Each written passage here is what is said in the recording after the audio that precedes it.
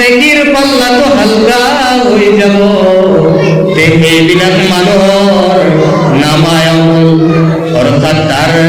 যিটো নামায় আমল দিয়া হ'ব বাওঁ হাতত দিয়া হ'ব তেতিয়া মানুহবিলাকে সুধিব ভাই তোমাৰ হাতত কি আছে এইখন ই হাজাৰ কাপোৰ মিনতি কৰিলো দেখুৱাব নিবিচাৰিব জোর জবস্তি করার পাছত এই বান্দাজনে দেখুৱাব বলে মোর ভাই দস্য বুজুর্গ মোর আজি কিয়ামতৰ দিনাই নামায় আমলটো বাওঁ হাতত আহিছে মোর ঠিকানা জাহান্নামত আহি গৈছে দস্য বুজুর্গ কিয়ামতৰ দিনা সব মানুহৰ এনেকুৱা অৱস্থা হ'ব সকলোৱে মানুহে নেকিৰ কাৰণে ঘূৰি থাকিব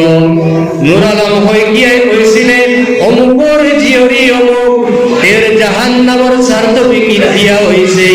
অমুকৰ ফুলানিক নে ফুলন এনেকৈ কৈ গৈছিলে আল্লাহ তাবাৰক তাআলাই পবিত্ৰ কোৰআন শৰীফত কৈছে যেতিয়া মানুহবিলাকে এটা নেকিৰ কাৰণে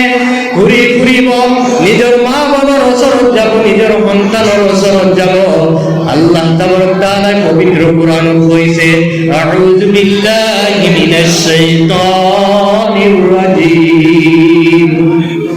ইয়াউমা ইয়াফিরুল মারউ মিন আখিহি ওয়া উম্মিহি ওয়া আবিহি ওয়া সাহিবাতিহি ওয়া বানিহি আল্লাহ তাবারক তাআলাই কৈছে কিয়ামতৰ দিনাই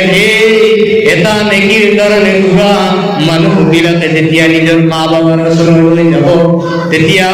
হাৰৰা ইয়াফিৰু বামানা ভাগনা কি নিজৰ ল'ৰাই